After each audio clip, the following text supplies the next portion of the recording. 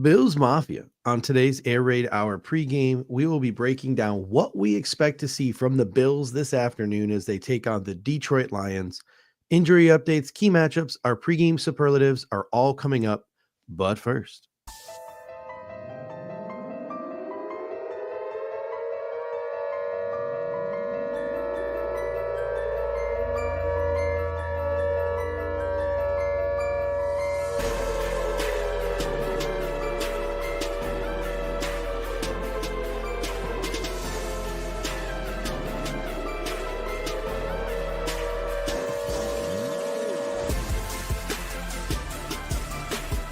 Welcome to the Air Raid Hour, a Cover One Network podcast. Here are your hosts, Judge Mathis and Tilt Money. welcome in, ladies and gentlemen, to the Air Raid Hour brought to you by the Cover One Sports Network. My name is Steve Mathis. You can find me on Twitter at The Bills Guys. Joined as always by Dave Tilton. You can find him on Twitter at Tilt Money. And Dave, last week it felt like it was Josh Allen versus everybody. Head coach didn't show up. The defensive coordinator, the special teams coordinator, they didn't show up in Los Angeles. I'd say about 36 of the 46 active game day players didn't really make the trip to Los Angeles and show up for the Buffalo Bills. It was Josh Allen. It was some of the skill guys, and it was the pass blocking offensive line versus an entire team in the LA Rams. You're going to share some stats today about just how complete this Detroit Lions team is. It is hard to imagine a world where the Buffalo Bills win when it's Josh Allen versus everybody. Yeah, and this Lions team's obviously, I think, consensusly probably the best team in the NFL, if not the top 2 or 3 guaranteed, right? I mean, you've got the Chiefs, Bills, Lions, Eagles, like they're all in the conversation. But the Lions have been the most consistent team, I would say, of all those teams. They're on an 11-game winning streak. They have, and we're getting in the stats around their defense as well, one of the best offenses and defenses in the league, lethal combination. Now, Bills fans probably maybe a large faction nervous going into today's game on the road against the Lions, powerhouse team after what happened last week, and worried about what the likes of Goff, Amon-Ra, Monty, and Jahmyr Gibbs might be able to do against this defense. But as we've seen in years past and in really games past, things can change quickly in the NFL. You don't really know exactly what last week might mean to this week. It might mean nothing. We don't know. But the Bills will be without some key players today, and you're about to go over the injury report. But yeah, it's certainly a nerve-wracking day. The one thing I would say is there's a little bit less pressure maybe on the Bills now because they're now 2 games behind the Chiefs. The Steelers do have a pretty difficult-looking schedule coming up these last 3 to 4 games. The Bills get the Pats and 2 of their last 3, and then the Jets, obviously. So it certainly looks like, sort of regardless of what happens in this NFC matchup today, the Bills should be on a decent track to still secure that 2 seed. But again, this could be a potential Super Bowl preview. And if you're playing a team that you might end up facing in the big one, you do want to kind of put a good effort forward. So I'm not really sure exactly what to expect today. I do expect a bit of a more heartfelt, I guess, effort from the defense, but I'm not confident that the Bills are going to win. But I am confident they will come out and play with a little more vigor, I guess, today than they did a week ago on defense. The vibes surrounding this game really are at an all-time high. CBS protected this game. CBS is sending their crew out to do the pregame in Detroit. They are treating this very similarly to the way they treated Bills Chiefs. So you can expect like Super Bowl level, playoff level production from the CBS crew over the course of this game. Obviously, you have Nance and Romo. I was a little surprised at how many games they have up against this game, even though it's the national game. There are some marquee matchups that are being played locally. Why they didn't save those for the 1 o'clock window, I have no idea, but they did not. I know some of them are West Coast games, but at the same time, a little crazy, but still, you got Dan Campbell, you got Rust Belt City in Detroit, you have a team in Detroit who has struggled forever. You have the Buffalo Bills, a team that also has no Super Bowl rings from a Rust Belt city, a battle of 2 very likable fan bases, a battle of 2 very underdog teams. So CBS has already put out that one promo video that hit pretty hard with Dan Campbell and Sean McDermott's introductory press conferences. So the vibes at an all-time high. This should be, even if you're just a Bills fan, it's like, all right, we got 8 guys questionable. We got shredded last week.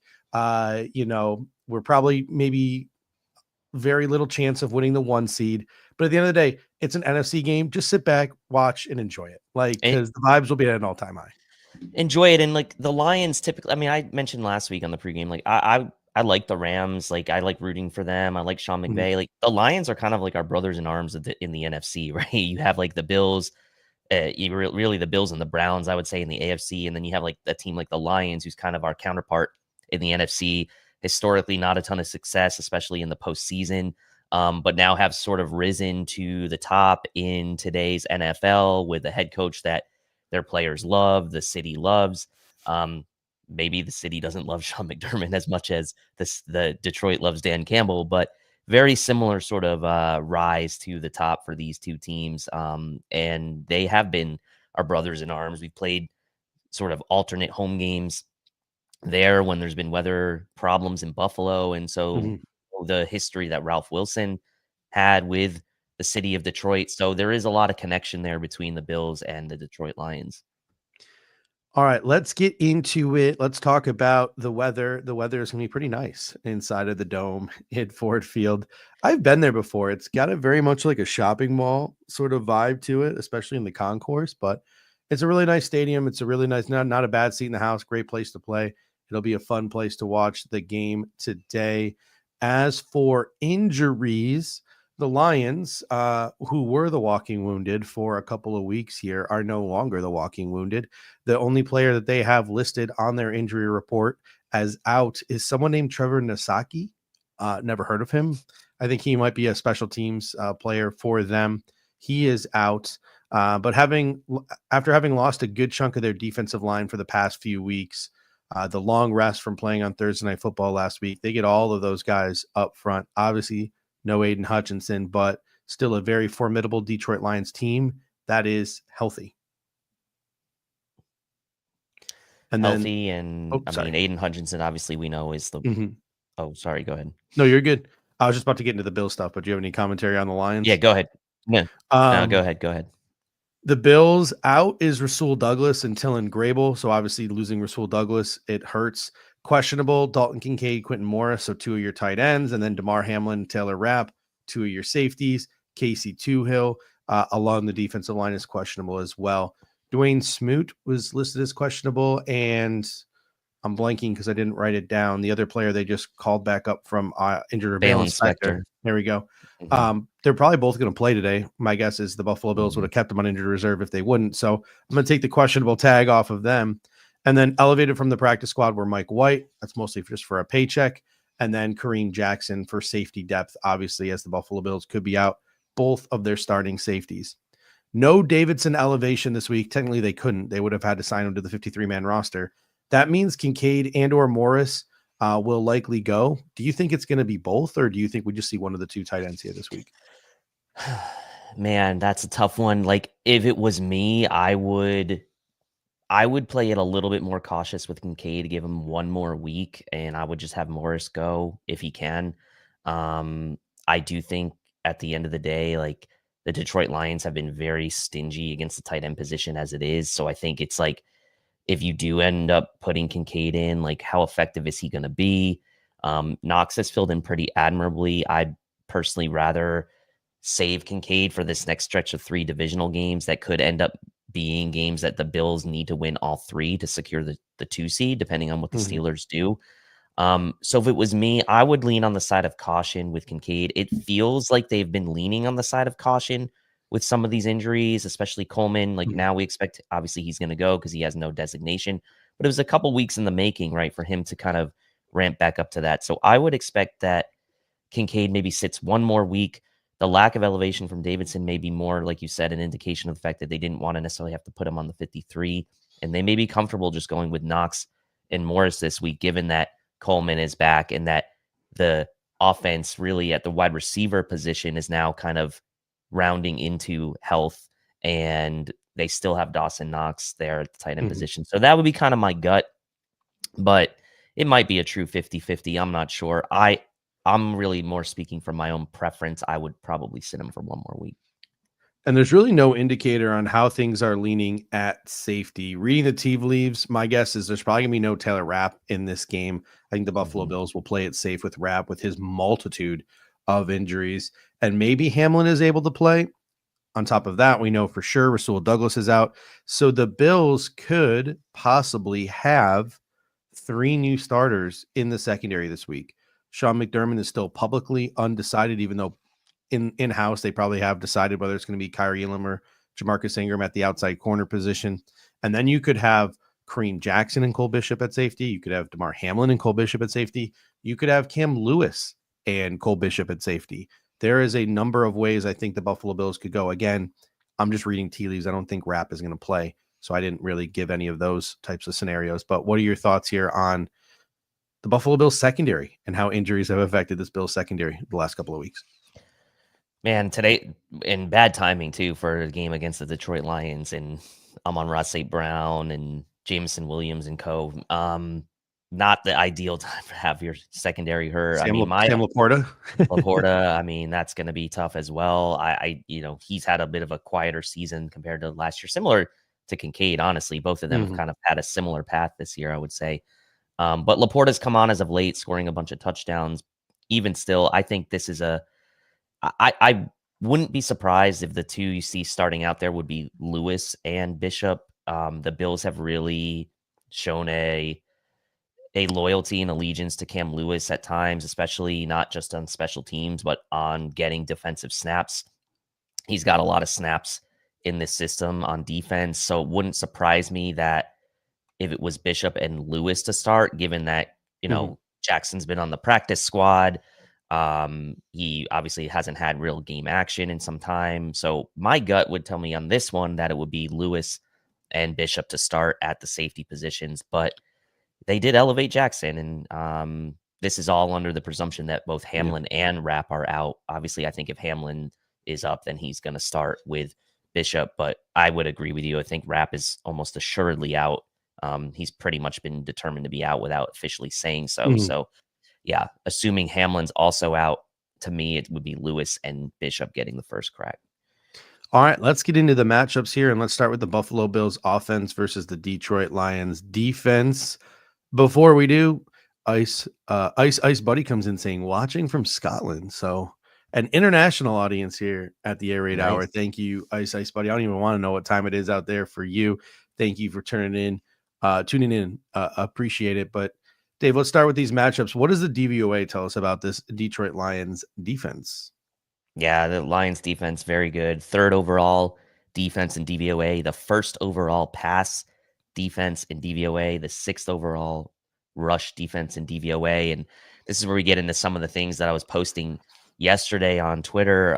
Their passing defense is only 24th overall in raw statistics, but DVOA actually has the Lions pass defense as 1st overall. So we have a big divergence here. 6 of the 13 opponents that the Lions have played have been top 10 passing offenses. They played Green Bay twice, the Rams, Seahawks, Vikings, and Bucks. They've held these teams to an average of 258 passing yards per game. They held Tampa Bay and Green Bay under 200 passing yards. The Lions have the 2nd lowest completion percentage allowed in the NFL, only behind the Houston Texans, the 8th lowest yards per attempt allowed in the NFL. They've allowed the fewest passing touchdowns in the league, and they're 4th in the NFL with 14 interceptions. So again, the raw statistics not telling the full picture here. This is a Lions pass defense that is quite good, quite opportunistic, and have played some really tough opponents as far as passing offenses this year. And they have been very good, not to mention they're the number one third down defense in the NFL as well. So that plays into this whole discussion around passing defense. So very, very good passing defense, despite what the raw statistics might say, just purely based on volume. On the rushing side, we have some good alignment here. 5th overall in raw statistics versus 6th in DVOA against the run. So very good alignment here. They've played 4 games against top 10 rushing offenses, Tampa Bay, Arizona, and Green Bay twice. They're really middle of the pack in some of these other stats, 14th in yards per attempt allowed, 4.3, 12 rushing TDs allowed, right in the middle of the pack. But they have held 5 straight opponents under 100 rushing yards.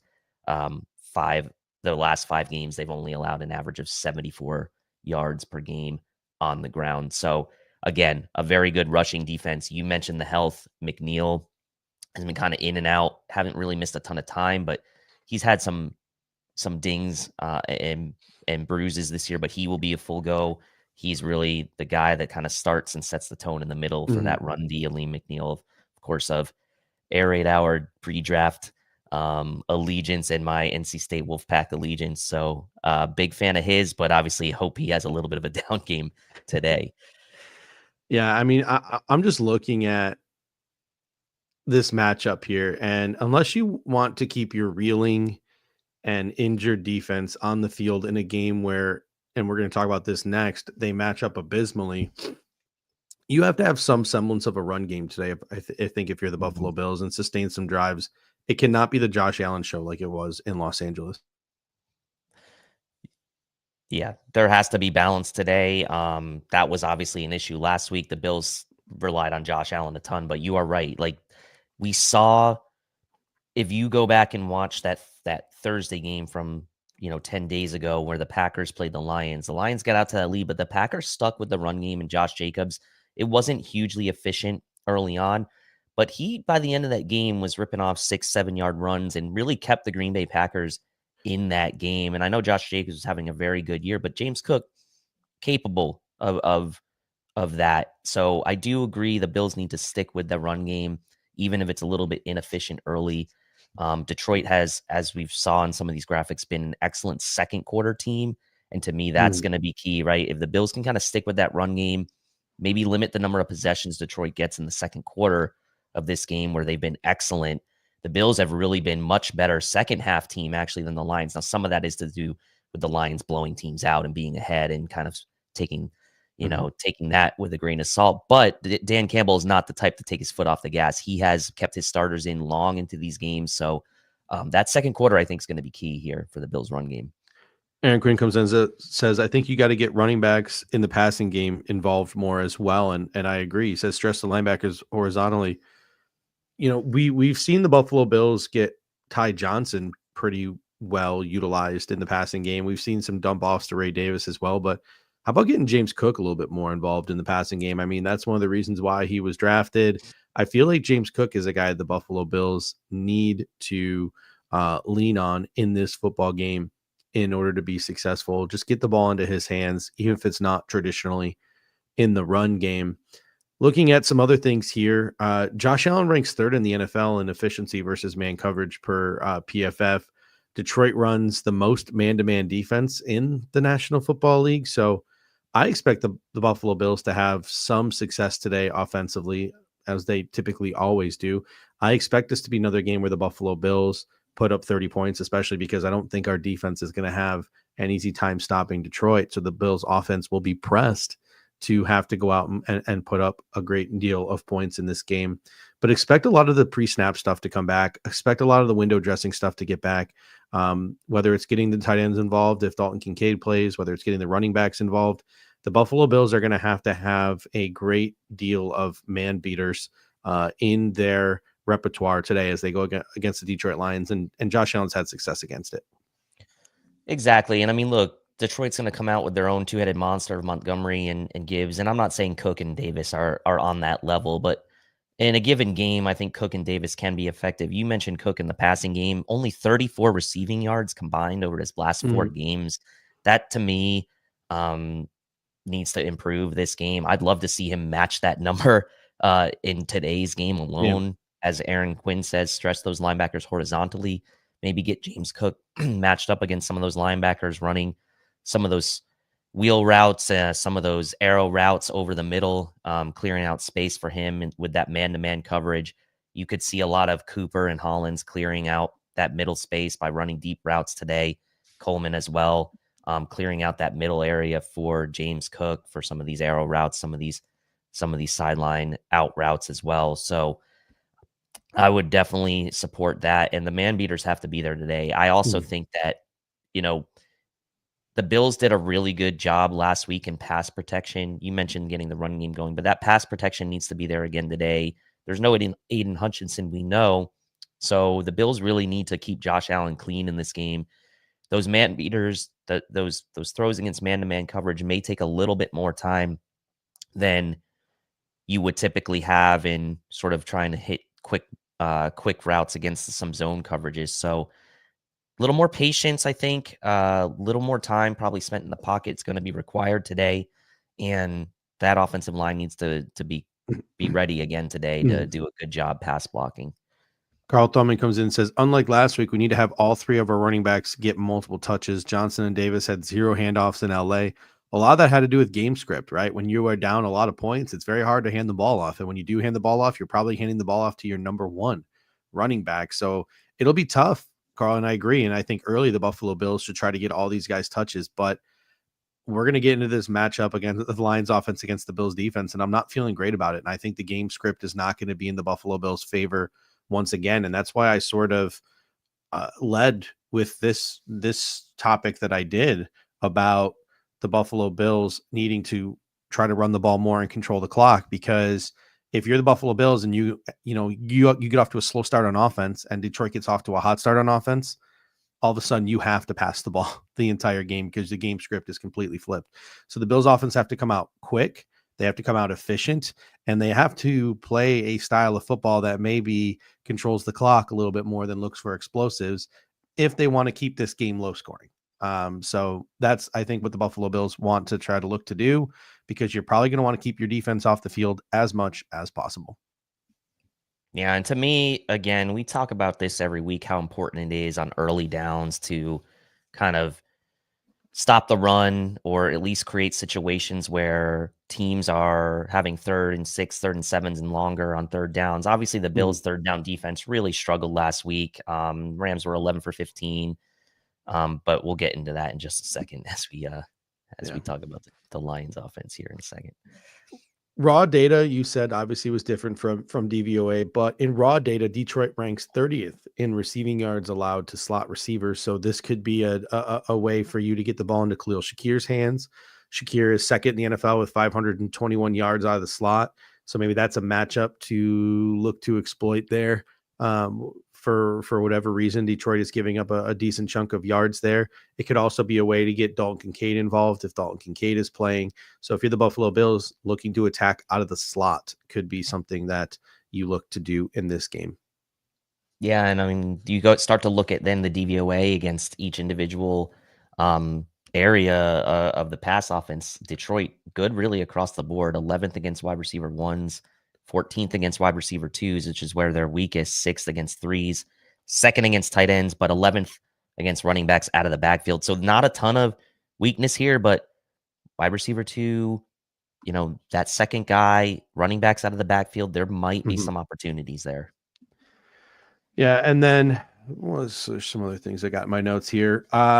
Keon Coleman's back, right? And that is something that is very interesting. It's been a while since Keon Coleman has played, and if you're the Buffalo Bills or you're just a Bills fan in general, I look forward to seeing Keon Coleman back out there on the football field. He was really starting to heat up before that unfortunate cheap shot from Jordan Poyer at the end of the Bills Dolphins game that knocked him out for the last 5 games. So getting him back, getting him incorporated, especially a team that likes to play man-to-man defense, some jump balls, getting that back shoulder fade back and going again with Keon Coleman could be something the Buffalo Bills look to do in this game. Yeah, I'm glad you mentioned that because obviously the man-to-man coverage, I mean, that's going to be something we're going to expect to see from Detroit today. Those back shoulder throws, Cooper and Coleman on the boundary today are going to have to win their battles, right? I mean, the Lions, like we said, are the best 3rd down defense in the NFL, only allowing teams to convert at 31.3%. Those guys are going to have to come up with some plays on their own, right? It can't just be like Josh Allen throwing to them in space. They're going to have to win some one-on-one matchups. And Mhm. really, if you think about it, that's where the Bills really need to attack this Lions defense is really on the boundaries, right? Because the safeties for the Lions have really been the Yep. menace of that defense on the back end. You're talking about Kirby Joseph, who's tied for the NFL lead with 7 interceptions. Brian Branch has 4 interceptions. Those two guys lead the team combined with interceptions. So, yeah, you're right. I think the boundary in some of these back shoulder throws and some of these one-on-one throws to Cooper and Coleman, it's good to have Coleman back for this game. Now, the question will be is like, is there going to be any rust? He's still a rookie, like, or are they just going to throw him right back into the fire and expect him to make those plays? I think for him and for the Bills offense, they need him today, and I would expect that he'll get a decent amount of looks. And they will need him to beat some one-on-one matchups today. Yeah, speaking of, one-on-one matchups and things of that nature, because Detroit does play a lot of man-to-man coverage, I think the Buffalo Bills got to pick on Terrion Arnold here. I mean, he's a rookie, and he's going to be a very good player in the National Football League, but he has been penalized a ton this year for holding and pass interference, which is something that I guess comes with the territory of playing man-to-man defense and being a rookie in a man-to-man scheme. So if you're the Buffalo Bills attacking Terrion Arnold, trying to get to maybe put Matt Collins on him, because Matt Collins seems to be really good at this, right? Draw some penalties, get yourself some free yardage. So Terrion Arnold would be a player that I look to exploit today if I were the Buffalo Bills.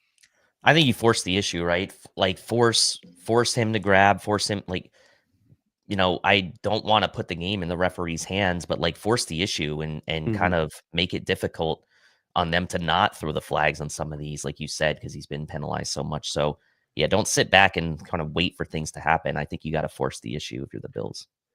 Great comment here from Aaron Quinn. He says the Bills offense needs to go for it on 4th down. The Lions are going to as well. That's something that we've talked about, right? The good coaches in the National Football League have sort of changed the way in which they play. And the better head coaches in the league, they're aggressive on 4th down. You saw it with Sean McVay last week. You saw it with Sean McDermott against the Kansas City Chiefs on that 4th and 2. The good coaches get aggressive on 4th down. I think the Buffalo Bills need to be aggressive on 4th down and continue some drives that might otherwise have died in this game if you're going to beat the Detroit Lions. I mean, yeah, and you look at what Detroit did against Green Bay in that Thursday game, going for it down on the goal line on a 4th down that they get a touchdown, going for it on that 4th down at the end of the game to seal the game. Like, Dan Campbell's going to go for it. And I think I was probably a week too early on my hot take from last week with the 8+ 4th down attempts from the teams, but I'm guessing that's probably going to be in the mix today, around 7 to 8 4th down attempts combined from these teams. All right, let's transition over now to the Buffalo Bills defense versus this Detroit Lions offense. Let's start the conversation with the Lions offense led by Jahmyr Gibbs, David Montgomery, Amon-Ra St. Brown, Penei Sewell, Jared Goff, Jameson Williams, Sam Laporta. A lot of talent on this Detroit Lions offense. What does the DVOA tell us about them? Yeah, DVOA here, Lions 4th overall offense, 10th in passing, 2nd in rushing. In passing stats, they're 4th in raw statistics versus 10th in DVOA. So we have some slight divergences here. They've only played 2 top 10 passing defenses this year, Seattle and Tennessee. And again, Tennessee was a game where they absolutely blew them out and really didn't throw the ball a ton. So likely why the DVOA has them slightly lower than the raw stats here. Have played 4 bottom 10 pass defenses in Tampa Bay, Dallas, Jacksonville, and Indy. Green Bay, 11th worst. They've played them twice, obviously, averaging 286 passing yards per game over their last 5. 2nd in DVOA against the run and 4th in raw statistics. So we have some alignment here. To me, this is one of the scariest running teams in the NFL. You can talk about Derrick Henry and Lamar Jackson. You can talk about Jalen Hurts, Saquon Barkley. You can even throw Jaden Daniels and Brian Robinson in that Washington offense in the mix, who's actually 3rd overall in the NFL in rushing and raw statistics. But this team with Montgomery and Gibbs, as far as running back tandems, they have to be considered the best in the league. They've played a mix of different types of opponents, and this is why I think you get the DVOA and the raw statistics aligned here. The Lions have averaged just under 160 rushing yards per game over their last 4 games. Gibbs is 5th in the NFL in rushing. Monty is 16th. Both of these guys have double-digit touchdowns.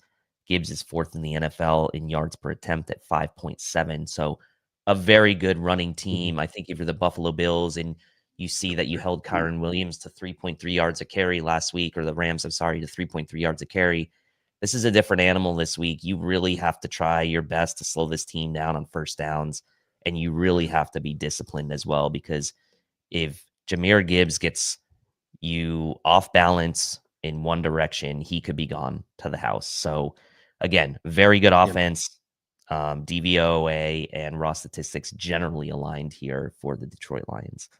Yeah, when you think inside the division, what's one player that has always just seemingly over the last couple of years gashed us? Devon Achane comes into your mind, and Jahmyr Gibbs is like Devon Achane on steroids. So that is something the Buffalo Bills will need to account for. The Lions are going to have 2,000-yard rushers for the first time since what? D'Angelo Williams and James Stewart back in the day for the Carolina Panthers. So it is just a really, really good offense for the Detroit Lions, a balanced offense. They want to run the ball down your throat, get explosives with guys like Jahmyr Gibbs. And then when you bring your defense up, they want to beat you over the top with play action and do all those other things. And whenever, that's not working out, they still have really talented receivers like Amon-Ra St. Brown. They get the ball, into the hands too on third down. So just a complete offense, a complete football team. But shifting our focus from them to the Buffalo Bills, I'll tell you what, when Von Miller was first signed and the first couple of weeks, I think back to the Los Angeles Rams game and the weeks that followed, the conversation that we were having and that we were so excited about was we can pressure with 4 and drop everybody back. It was like a cheat code for this Buffalo Bills defense. Those days are long gone for this Buffalo Bills defensive line. This defensive line, once again, appears like it is not going to be good enough for the Buffalo Bills to achieve the ultimate goal that they want to achieve.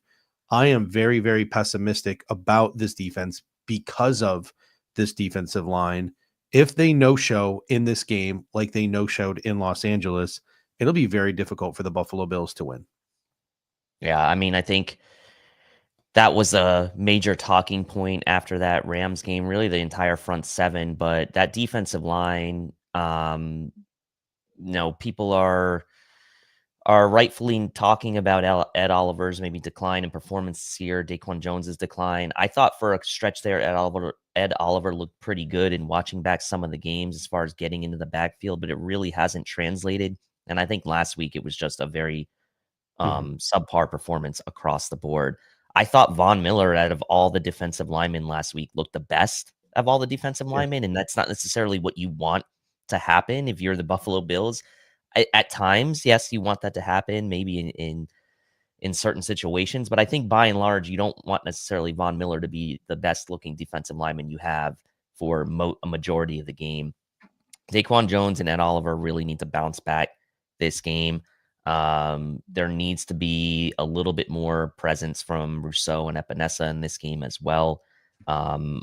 Stunts and things of that nature to try to get some penetration, right? I mean, this is a team that had the line of scrimmage moved on them with ease pretty regularly last week.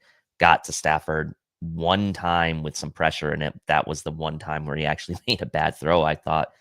And Jared Goff is one of the most immobile quarterbacks in the NFL. So again, I get back to my discussion around stopping this team on early downs. You have to, one, bring it on first and second down and trying to limit Montgomery and Gibbs to, 4 yards or less, I think is a success, obviously, against those two, and put Jared Goff into 3rd and 6, 3rd and 7, where you give yourself a chance to maybe get pressure on him. He hasn't been sacked a ton for a guy that's not that mobile, only 23 times all season. So they've done a good job in protecting him, but they've also been in a lot of games where their play action's been effective.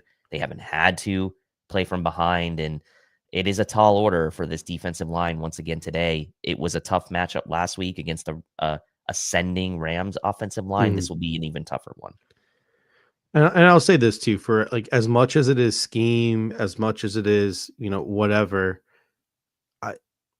part of it is mindset too. Like as generic as that sounds, as superficial as that sounds, part of it is like a mindset. And it really looked like the Buffalo Bills were sleepwalking last week on defense against the Los Angeles Rams. It didn't even look like they were attempting to put up much of an effort. There didn't seem to be a lot of juice on the field, players pumping each other up. There didn't seem to be a lot of juice on the sidelines. And whether people want to admit that or not, like that plays a role. And the Bills players this week were telling reporters that they were, finger quotes, pissed off about what the Rams did to them. But I'll tell you what, they didn't show it at all in Los Angeles. They didn't look embarrassed. They didn't look like they were ticked off. They looked like a team that were being dominated, and they just sat there and took it for 4 quarters. They showed no signs of life at any point in that game. Maybe one drive in the second half, they showed some signs of life. That defense needs to have better energy, needs to have a better mindset this week, as, again, superficial as that sounds. I mean, that plays a role, right? I mean, you have to emotionally and mentally be there, right? I mean, that you have to. And yes, it's maybe disheartening or dejecting when stuff like that's happening, but you got to show, I mean, these guys are professionals. We always say, like, you got to show some heart in some of these moments. I do expect the defense to be a bit more fired up today. But I don't know that alone will carry the day, right? I mean, it's all well and good to maybe be fired up and be ready to go, but like you still got to execute and it's got to translate on the field. Now, I'm not saying that like that's not going to help, but it's certainly a starting point, right? You need that at a minimum to kind of get you ready for this matchup, and then hope that you can kind of bring a better effort than on the field when it comes down to it. So yeah, I am with you on that. The Lions have a really good passing offense, but despite that, and knowing full well the Detroit Lions are fully capable of beating this defense, especially with all those injuries in the secondary through the air, I think if you're the Buffalo Bills at this point, you need to try something different. And I think the game plan going in should be to do everything you can to shut down the run and make the Detroit Lions beat you in the air. If they're going to beat you in the air, they do it, right? It is what it is. At least maybe if they do it that way, they won't take as much time off the clock. It'll give some more time for your offense to have possessions as well. But the Buffalo Bills, I just need to see something different from the defense today. The answer cannot be, well, our game plan is solid. The players just need to go execute it better. I don't want to hear that after the game. Well, we felt like we had the right game plan, but we just need to execute better. I'm sick and tired of hearing, but we need to execute better. If your players can't execute what you have schemed up or what you think is best, try something different that fits the personnel you have on the field. They did not elevate Ilianku from the practice squad to act as sort of a plugger in the middle. I think that could have been an easy something different to try. The second thing that I'm starting to think of here with the rash of injuries this week, and we've talked about this in the Cover One group chat, maybe we see a 3 linebacker, 3 cornerback, 1 safety defense where it's Milano, it is Bernard, it is Dorian Williams, your 3 linebackers. It is Taron Johnson, either Kyrie Elam or Jamarcus Ingram, and Christian Benford as your 3 corners. And then you have the 1 safety in Cole Bishop. Maybe the Buffalo Bills take that approach to try to stack the box to try to stop this Detroit run game. Yeah, I mean, look, it's a risk reward, right? At the end of the day, and the Bills have to kind of decide where they want to try to focus. I mean, that obviously will open you up for some JMO over the top threats. Cole Bishop, that's a tough matchup for him, having to potentially be the last line of defense against Jamison Williams going down the field deep. But if you're the Bills, you may have to take some calculated risks like that to try to slow down this Detroit running game. And your best option may be to try to keep this team, in 3rd and 6 and 3rd and 7. I fully believe that, right? Because if this team gets to 3rd and 3, 3rd and 2, it's almost assuredly going to be 4-down territory for them unless they're deep in their own territory, right? I mean, if they're anywhere near midfield and it's 3rd and 3 or less, they're going to have 2 chances. They're going to have 2 chances at picking that up because Dan Campbell's going to go for that. So give me the opportunity where maybe you have 1 chance to get off the field, even though it's not a great chance because the Bills' 3rd down defense hasn't been great, and the Lions are the 4th best 3rd down offense in the league. But you can't give them 2 chances on these drives. Aaron Quinn comes in and says, I don't think the Bills switched up a lot, slight uptick in man coverage or 3 linebackers. I agree, and I think that's the problem, right? Like, I think if you're the Buffalo Bills, I would like to see a coaching staff who gets creative and tries to confuse Jared Goff, right? Like this whole idea of like, well, we have our game plan. The players just got to go out and execute it. We do what we do, even though every team knows what we're doing every week, but we're just going to do it so well that it throws them off. I would like to see them get creative this week. I would like to see them try something different. I know that's not in their DNA, But I think as a fan, I would like to see them attempt to do something because they are getting beat and they are getting these explosive runs run off on them week after week after week. And I know that they tighten up for the most part, with the exception of last week inside the 20. I get it, right? All their explosive comes between the 20s. But at the same time, try something different. Throw something different out there. Be a little bit unique. Be a little bit deceptive. I think that is something that is lacking. But at the end of the day, Aaron is right. The Bills aren't going to do that. It's not something they've ever done before. It's not likely something they're going to try this week. So from a more realistic standpoint, maybe try run blitzing from the start of the game. I think, Pro Ant made a great comment on disguised coverage this week with Russ. Just start run blitzing from the start of the game. Instead of waiting for them to gash you in the run game and then run blitz, just run blitz them from the start, right? Stack the box, whatever. Sell out versus the run. Maybe with your run blitzes, you can also apply pressure on Jared Goff if it happens to be a play action pass, and just make Detroit beat you through the air. So if you're the Bills, if you're looking to do one thing different, maybe just come out with the run blitz instead of waiting to get gashed before you run blitz. Yeah, I mean, I'd like that, but also we know the Bills are stubborn early in games, and they would kind of like go out with their normal approach and then make adjustments from there. It would be, but maybe that's the problem. That's fine, right? Like we talk about, like they're a second half team, this. But if you start off slow in this game, you're out of your game script and you can't run the ball anymore, right? Yeah. Like you don't want to get out of your game script again. So to me, I think they got to do something different to try to throw the Lions off, so the Lions don't come out running the ball down the field, touchdown. Bills maybe take a little slow start on offense, a 3 and out, right? They punt the ball back to Detroit, run the ball down the field. Next thing you know, we're in the second quarter and we're down 14-0. Yeah, right? Like, and the second quarter is Detroit's quarter. And Yeah, that's what it's just not something that I think they gotta take a different approach philosophically at the start of the game, other than like, let's see what they have and we'll adjust from there. They have to take it to them, and they have to dictate to them in the first quarter defensively. Yeah, and I like this point from Aaron about rip at the ball, punch at the ball, attack. Like the Bills didn't force any turnovers last week. Both of these teams are very good turnover differential teams. The Bills are first in the NFL. The Lions are seventh in the NFL. So a team that, like the Bills defensively, who's been good overall, but has really, really relied on turnovers to kind of, as Aaron says, create havoc plays and kind of flip games in the Bills' favor. Like no turnovers last week for this Bills defense. Even if you can get one turnover in this game against the Lions, that could be a huge difference maker depending on where that turnover happens, and also could be a huge difference maker as far as stopping this team on fourth downs. And even though those aren't considered turnovers, I mean, for our data tracking, we kind of count them as like half points, but stopping this team on fourth down and stopping and forcing a turnover or two could be huge for this defense.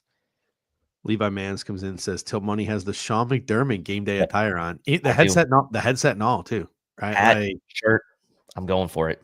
I'm also getting bald, so I'm going for that too. I think he wears the smartwatch too, and you also have like these giant like podcasting headphones that kind of look like the stuff they wear on game day. So yeah, you got the full Sean McDermott going on there.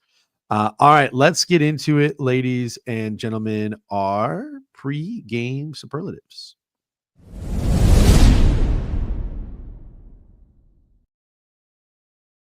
All right. Every week we give our pregame superlatives. We make some fun predictions for the upcoming game. And every week we start with our Take Me Higher player of the game. This is a player not named Josh Allen. Cannot pick Josh Allen. A star player on the Buffalo Bills team that needs to step up in a big way for the Buffalo Bills to win this football game. Dave, I'll start with you. Who is your, and I got to play the graphic first though, but who is your Take Me Higher player of the game?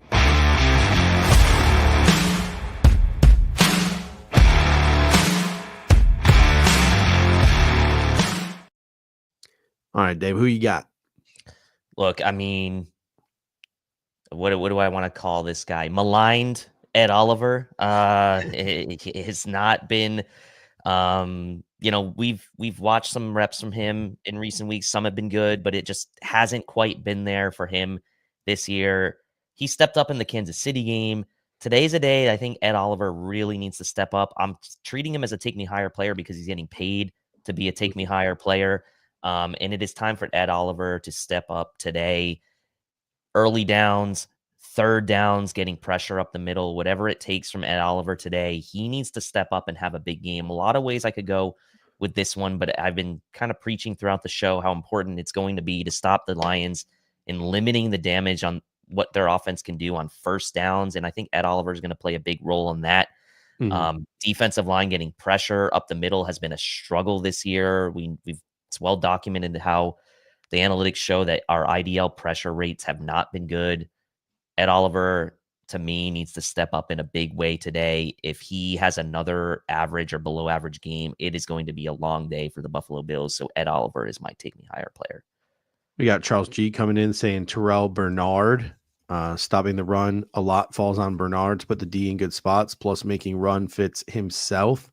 We got Just Mort coming in saying Groot with a strip sack, fumble, something of that nature.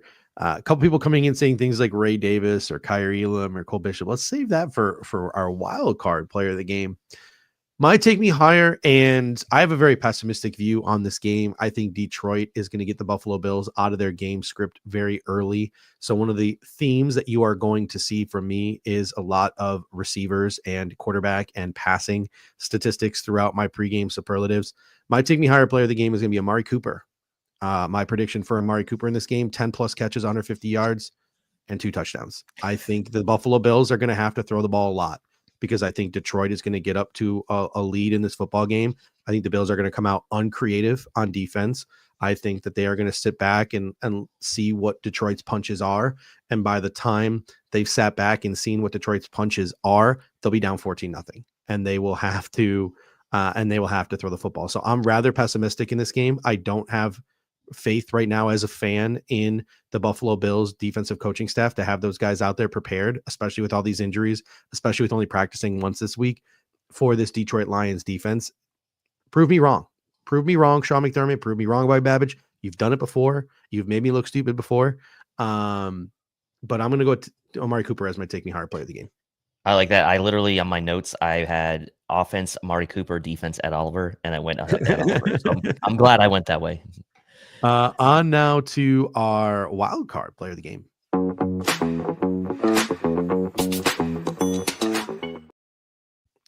All right, Dave, who is your wild card player of the game? This is a surprise player who steps up, or maybe not a non-star player who steps up for the Buffalo Bills to win this football game. Yeah, I mean, you could go right to the obvious in like Cole Bishop or Jamarcus Ingram or someone like that. They could be important and should be, but I'm going to go with Ty Johnson as my wild card player today. I think he's going to be on the field a ton. I think the Bills probably end up, depending on how that second quarter goes, which I think is critical in this game, end up in a lot of passing situations. I think Ty Johnson's on the field a lot. I think the Bills are in shotgun a lot. That 2-minute style where they like to use Ty Johnson, he's going to be important today. And I think that the Bills will struggle to get the running game going, as much as I hate to say that. And I do think Ty Johnson's going to be on the field a lot. He can do a little bit of damage in the passing game. He's been effective with his touches in the running game, but I do think it's going to take a real total effort from the running back group today, Cook, Davis, and Johnson. And I've just seen how much the Bills trust in Johnson, especially on passing downs and in pass protection. So give me Ty Johnson as a wild card. Wouldn't surprise me if he even scored a touchdown today. We got a couple of we have a couple of star players that are showing up in the comment section for wild card. And I kind of agree. Like Carl Thoman comes in and says Matt Milano surprises and looks like he is back to all pro form today, makes some splash plays. Matt Milano is a player of the game, not named Josh Allen. So yes, he is a star player who's being paid like a star player, but coming off of that injury, it's been a really long time since we've seen that Matt Milano. So that would be a wild card type performance to get back to the level that he was. And I think same for Von Miller. Like we've seen good Von Miller games this year, but we haven't seen classic take over a game Von Miller this year. So Levi Mans comes in and says Von Miller for a wild card game towards ACL in that stadium 2 years ago. He comes back with 2 sacks today. So even though those are star players, I do think the way they were described by the people in the comment section makes them both fit into that wild card category. So I like those both as well from the people in the comment section. My wild card player of the game, again, keeping the theme of the Buffalo Bills will be off their game script early. I'm going to go Matt Collins. I think he has another big auxiliary day. At this point, maybe he can no longer be considered a wild card player of the game. Maybe we got to start like a spreadsheet. And after a certain amount of time, we can't pick the same player over and over again. But I think he's going to make some out of structure chunk plays in this game. I think you're going to see like a red zone touchdown in this game. You're going to see some big pass blocks in this game. Big run blocks in this game from him. And maybe he draws a big DPI down the field in a key situation. So there's just a number of things that Matt Collins has done this year, whether it's drawing flags, whether it's run blocking, whether it's being great in the red zone, whether it's making plays out of structure because he's just vibing with Josh Allen when Josh Allen gets out of the pocket. Like those are the things that Matt Collins has done well all year. I think he continues to do so today. Love that pick. All right, on now to our Respect You player of the game.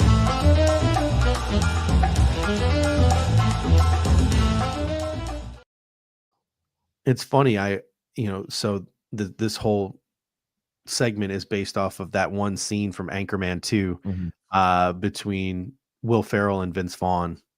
And I watched a Will Ferrell movie yesterday in Elf and a Vince Vaughn movie yesterday in Four Christmases. It was an AMC day in the Mathis household last year watching all those Christmas movies. But Dave, anyway, not to get too sidetracked here. Who is your Respect You player of the game? A player from the Detroit Lions the Bills have to respect in order to be successful. I mean, look, you pick one of these two guys and I won't fault you, but I'm actually going to pick David Montgomery as my Respect You player. I think a lot of the attention, of course, naturally will go to Jahmyr Gibbs. I think he's going to be a problem for the Bills anyway, but I think David Montgomery churning out those 2-3 extra yards, dragging defenders, making those down and distances that much shorter for the Detroit Lions, his effectiveness in the red zone, his effectiveness near the goal line. Also, by the way, can do a little pass catching himself out of the backfield. So while the attention may go to Jahmyr Gibbs and how great of a season he's having, to me, David Montgomery is a guy that the Bills really need to respect stylistically. I could see them struggling against a guy like David Montgomery in pushing forward for those extra few yards, again, making those down and distances even shorter. Early in that sort of San Francisco game in the snow, I know it was in the snow, you saw Jordan Mason, McCaffrey up the middle having some success, Kyron Williams last week having some success. And so to me, I would just caution people to not forget about David Montgomery in this game. He can be quite effective against this Bills defense. Yeah, I mean, just absolute killer. They have some studs in Laporta, Amon-Ra St. Brown, David Montgomery, Jahmyr Gibbs. We've talked about them to death. Spin 0481 comes in, says Tim Patrick could be a sneaky killer in spots. He is a good football player who is finally, I think, starting to get healthy after a couple of injuries in Denver. He's a really good auxiliary player. And then Jameson Williams, obviously, taking the top off that defense with his speed is another killer as well. Since everyone's going offense and you've taken the running backs off the board, I'm gonna go defense, and I'm gonna go DJ Reader and Aleem McNeil. Those two pluggers in the middle, I think, make it very difficult for you to run the ball today. And again, the combination of Detroit probably going to be scoring a lot of points on this makeshift defense that's reeling, etc. And on top of that, you have a defensive line in Detroit that can stuff the run up the middle with DJ Reader and Aleem McNeil. DJ Reader is 6'2", 337. He was a game changer in Cincinnati. He was a game changer in Houston. He's now a game changer here in Detroit. Aleem McNeil, we were pounding the table for him on our pre-draft shows. The year he was drafted, he slid for some gosh-forsaken reason all the way to the third round, 6'1", 317. You look at their size, right? 6'2", 337, 6'1", 317. That's a lot of beef in the middle of the interior for the Detroit Lions defense. I don't know. My curiosity was just piqued this week, and this isn't something that normally I would be Googling in the middle of the season. I'd be waiting until February to start doing this kind of research, but I started to get thinking to myself, like, man, the interior defensive line of the Buffalo Bills has just been a problem all year long. They have completely disappeared. They're going to be what holds this team back. I'm going to go take a look at our draft history there. 3 defensive tackles have been drafted by Brandon Beane in 7 draft classes. That's crazy. That's not enough, right? You had Phillips and Oliver in his first 2, and then he has 1 in his last 5 drafts, and that was Dwayne Carter. He went 4 years without drafting a defensive tackle. That to me is crazy. And then you look at the average height and weight of the 3 defensive tackles he has drafted, 6'2", 298. They got a type. Like, they have a type on the interior. And I'm not saying tall, fat guys make the best interior players always, right? But to me, it's just a mindset, right? Like, and a philosophy. And the Buffalo Bills go for these 3 techs, and they go for these guys who aren't exactly run stuffers. They're more pass rush happy. And it just makes you think, like, do we philosophically need to change how we are approaching that interior defensive line this offseason? Because I look at Detroit and I look at DJ Reader and I look at Aleem McNeil. I'm like, yeah, I would like that, please. That would be something that would interest me. That's why these 2 are my respective players of the game. Yeah, and look, at the end of the day, people can clamor for big, fat, run stuffing guys, but it's not a matter. I don't think it's a matter of like the player. I think it's a matter of the scheme that Sean McDermott wants to run. And so until that changes, I don't think you're going to see a change in archetype for what kind of defensive tackles they bring in. They're just going to live with the fact that they have been good at kind of creating some negative run plays, but they have also given up some big chunk plays, and we see that in their yards per attempt allowed being one of the highest in the league. All right, let's get to our hot takes for this week's game.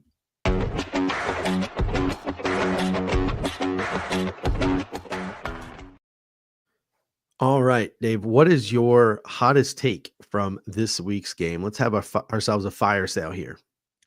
Yeah, so I'm going back to the one I had a week ago where I said 8 combined 4th down attempts for the teams, 8+. I'm going to raise the stakes even more in this one and double down on that, even though it didn't hit last week. 10+ combined 4th down attempts for these 2 teams today.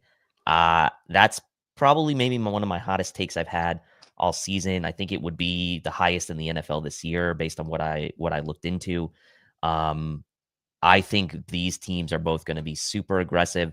And if the game is close, especially, I think that you could see this number 10+ 4th down attempts combined from each team. If the Lions really get the Bills out of script and go up by a lot, maybe that doesn't come to fruition. But if this game stays close and these teams realize like our best chances are going to be to go for it on 4th downs, I could see 10+. Now, the Bills have to get the Detroit Lions to 4th down first, so that's going to be a struggle. Yeah. But I could see, like the comments said earlier, like tons of 4th down attempts in this game. Hot take, 10+ combined for both teams. Spin 0481 comes in and says Elam pick 6. Hopefully he can get on the field over Jamarcus Ingram at some point in this game. Sean McDermott has kept it pretty close to the vest. Who will be starting at the boundary cornerback position outside of Christian Benford? And some concerning comments again from Sean McDermott about Kyrie Elam this week. I wasn't a big fan of Sean McDermott's comments about Kyrie Elam again, because we don't know what goes on behind the scenes in practice 100%, but what we know is what we see on game day with Kyrie Elam. He's not exactly puking all over himself, right? Like, he has had some good games. He's made some clutch picks. He just looks like a guy who needs to play and get comfortable. And once he plays and he gets comfortable, he could be a pretty good player. But for some reason, and I get it, Christian Benford and Rasul Douglas are better. Cool. I get that. Right. But when they're gone, when one of them is gone, it's like, I just don't get your excuses. I don't. And I'm not knocking Jamarcus Ingram, the football player. I'm not. But I would much prefer Jamarcus Ingram as your dime package cornerback and your first off the bench if somebody gets hurt, than I would him starting the game and Kyrie Elam being your dime package guy and your first off the bench. Personal preference, but I don't get the commentary that these guys make about Kyrie Elam. Like, he must just be an absolute fucking toxic in that locker room, the way that they speak about him. Like, it's just crazy to me. Like, I guess his notebook wasn't thick enough at the combine. Like, I don't get why they're so down on Kyrie Elam. I mean, it's such a weird narrative around him, because like always in training camp, it always seems to be like, oh, he's doing everything he's supposed to do. And, he's making plays. And then when it comes time for the actual games, it's like, we just don't see the trust at all. Yeah. Like, I don't know if it's a trust thing or what, if he's a guy that's different in practice than games, that could be it. There's also guys that are better in games than in practice. We've seen that the reverse happen as well. So I don't know. It certainly doesn't seem like this team is long for Kyrie Elam beyond 2024. So we'll see. We'll see what happens. Charles D says Lions play tons of man and have two very physical but grabby corners. Attack them. I agree. Like I said, my ultra pessimistic take here is the Buffalo Bills are going to have to throw the football a ton today. Maybe my hot take will not come to fruition because of DPI yards and defensive holding yards.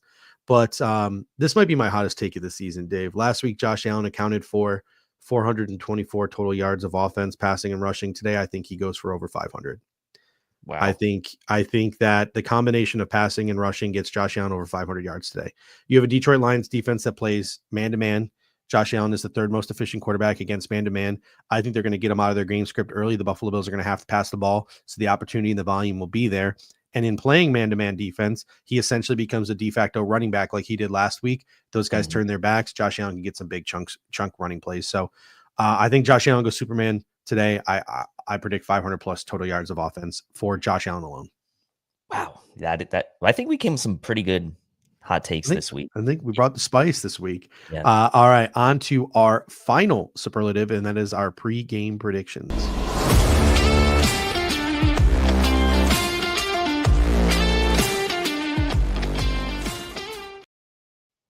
All right, Dave, take us back to the future. What is your prediction for this Bills-Lions game? So I will say this. I'm pretty sure, and we can go back and fact check ourselves. I'm pretty sure on every single prediction I've ever made since we've been with Cover One on the pregame show, I've picked the Bills to win. I'm pretty sure. I could be wrong about that. I'm actually going to go the opposite today. I don't think the Bills are going to win today. People are going to be mad at me in the comments section. I just don't think it's a great matchup, and timing wise for some of these injuries with the Bills in the secondary. I think Jameson Williams could potentially get loose deep on one or two plays. The Bills have been really good at defending against big plays this year because of that secondary. I think the Lions might get one or two. I think the Bills will struggle to defend the run today. I do think they will stay in the game because of Josh Allen, and I think the Bills offense will do enough in those conditions, indoors, perfect conditions. Coleman back, Cooper there, some good man-to-man receivers against the Lions defense that runs man-to-man. Josh Allen, like you just mentioned, should have opportunities to run because the Lions do play some man-to-man. So I will say that it's a close game, but I'm going to predict that the Lions will win this one in the end. I think Lions 38, Bills 35. Carl Thurman comes in and says, positive energy, folks. Lions start slow. Bills win. Charles G says Bills 56-51. Motown Mitch, we got a Lions fan in the comment section. He says, please attack our cornerbacks. Would love that. Going to be a long day trying to go after Carl Davis and Terrion Arnold. 5 picks for Allen if so. And I don't disagree. I mean, I'm pretty jealous of teams that decide to go all in on this style of defense. You saw the Legion of Boom, the Seattle Seahawks do this years ago. Essentially, the philosophy of Pete Carroll years ago was just commit DPI in every play and make the refs call it because the refs don't have the stomach to call it. And that's essentially what the Detroit Lions do. They just commit DPI on every play. So depending on how the referees decide to officiate this game, right, the Detroit Lions could have a lot of success if we try to attack those corners, if they are allowed to do what they do, and that is commit DPI on almost every single play. DPI or defensive hold on almost every single play. So I made a couple of years ago, I picked the Bills to lose a game and no one ever let me live it down. So I said, as long as Josh Allen is the quarterback of the Buffalo Bills, I will not pick against the Buffalo Bills, even though I'm not the most positive in this game. I say Bills 41, Lions 38. I have absolutely no faith in this defense to shut down the Lions. To me, there is only one path to victory, and that is a Josh Allen Superman game. I'm just ridiculously pessimistic about this defense right now. They'll probably make me look dumb. They'll probably come out, and this will probably be like the Rams 49ers on Thursday Night Football, and this game will end like 12-9 or something like that. But yeah, that's my prediction. Bills in a shootout, because why not? Let's have some fun with it. All right. Thank you guys so much. Do not forget that the Cover One post-game show is going to be live following the game, and our next show will be tomorrow night at 9 p.m. Dave, any final thoughts before we get out of here? No, just that. Look, I'm not trying to make people mad with my prediction. And look, First time probably for me picking the Bills to lose, and maybe it's a reverse jinx. We'll see. The classic Nate Geary move to reverse jinx the team, and maybe the Bills will come out and win and make me look stupid, and I would be certainly okay with that if they could come out and pull it out today. If you guys are looking to support the show, help us out in any way, the number one thing you can do is you can smash that like button.